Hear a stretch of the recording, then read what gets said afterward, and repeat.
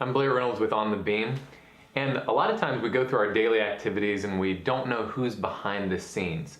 There are all these unsung heroes that have actually created products that we might use daily, but we have no idea where they came from or who was the person that was behind them. So today we have an incredible privilege, and we're going to interview the person that actually created the magnetic strip on the credit cards. And I don't know about you, but that's something I use every single day, and the vast majority of people, definitely in the Western world and particularly in the world more and more, are using credit cards.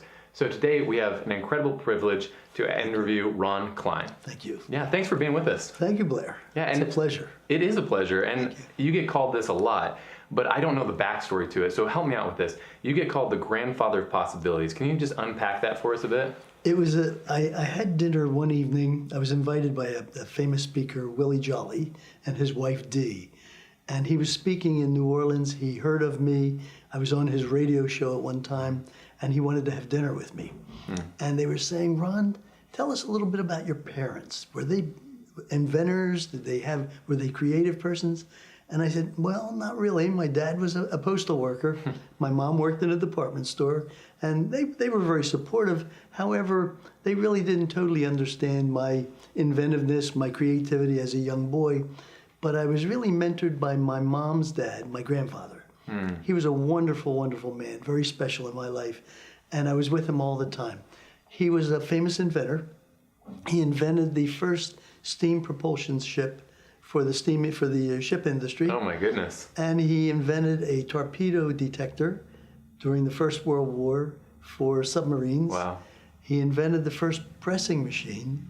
He was a diamond cutter and a magistrate in politics, and a wonderful mentor. And he was a great tailor too. He even taught me how to sew. Yeah. So I honored him tremendously. I spent a lot of time with him, and maybe that's where the genes came from.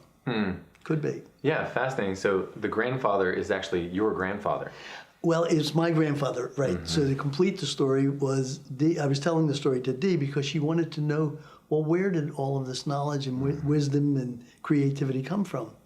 And I started explaining about my grandfather, and she said, that's wonderful. She said, so he had such possibilities, you have such possibilities, you're like your grandfather's possibilities. And I said, great name for a book. Excellent. Nailed it. So we nailed it, and I became the grandfather of possibilities. I love it. Right. Well, one of the things that we've had the privilege of doing is talking several times, and I always feel like I'm learning from you. Even when we're having conversations about our business or whatever's going on in your life, I always feel like you're just giving nugget of wisdom after nugget of wisdom.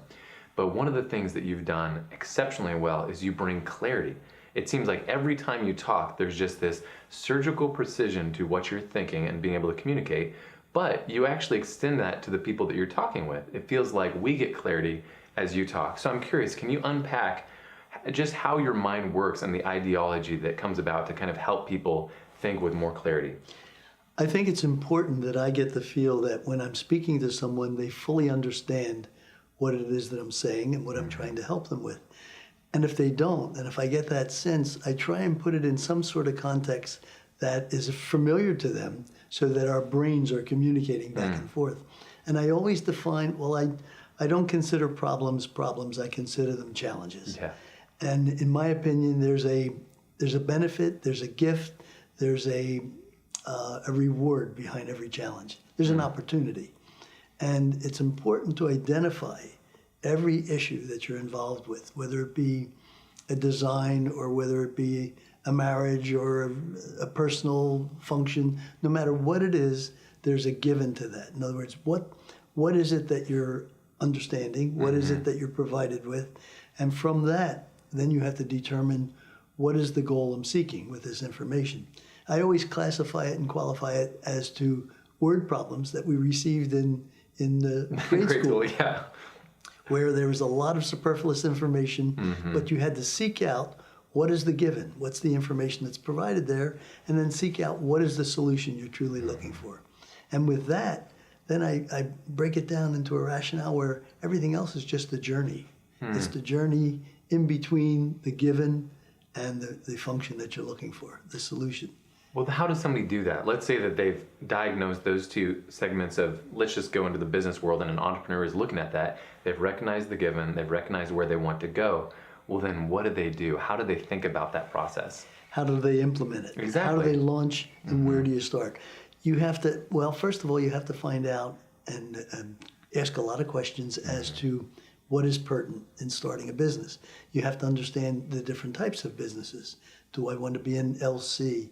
Do I want to be a benefit corporation? Or do I want to be a C corporation, an S corporation?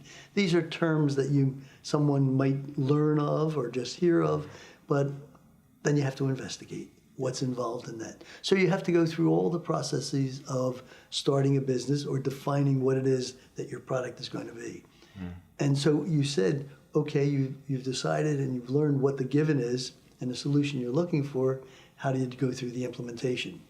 To me, that's the journey. And along that journey, there are many bumps in the road. You need a roadmap.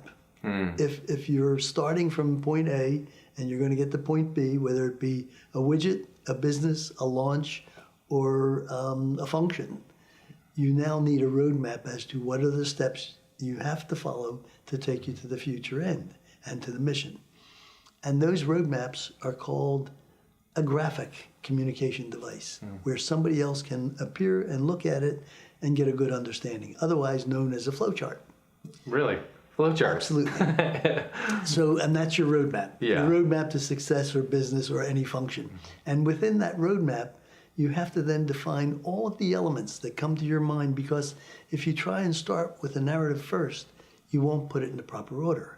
So those things that you're thinking of that are factors that you must accomplish or take care of along the journey, you do that in the form of a flow chart by identifying a box. So you put down a box on a piece of paper with a name in it, and then after you put down all of these functions, you move those boxes around in an arrangement where you connect the dots. I have to do this before I do the next thing, and it's a step procedure as to the roadmap to get to it's almost like a maze. How do you get to the final point?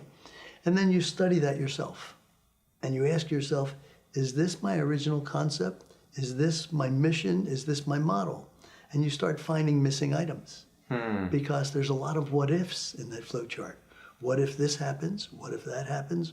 Decision points. So now put the decision points in. Now the most important thing is to take that model in the representation as a graphic flow chart and present it to someone and say, do you get it? Read it back to me and tell me, is this the concept? Is this the concept I presented? Once you have that, then you can proceed on. Yeah, that makes perfect sense, and I love what you said about that, because you always bring us back to the point of simplicity. Right. And you just uncomplicate everything and take away all the detours and derailments, and you say, this is what you need to focus on. And when you can do this, never lose sight as to the beginning, as to what's the given. What are you working with, so that you can move into this flow chart or the journey, building your roadmap, and what's the goal I'm seeking. So keeping it in mind. Right. And of course, most important along this journey is the stickability, because you can become extremely discouraged every time you hit a bump in the road or a hurdle or a roadblock. And then you have to actually come up with a flexible change that will continue on in your journey. Well, let's talk about that, in fact, because I think you have this idea when you're approaching things, and it's a little bit different than how we think about it, because we would look at you and a lot of people, they pigeonhole or whatever, because they want to categorize how you do what you do, and you do it so exceptionally, so they might call you an inventor. And I know that you have an idea that's a little bit more broad than that, and it's part of how you do what you do. So can you explain to us how you view, let's just start with the invention of the credit card and how that might be an example of how you do things and how you approach solving problems.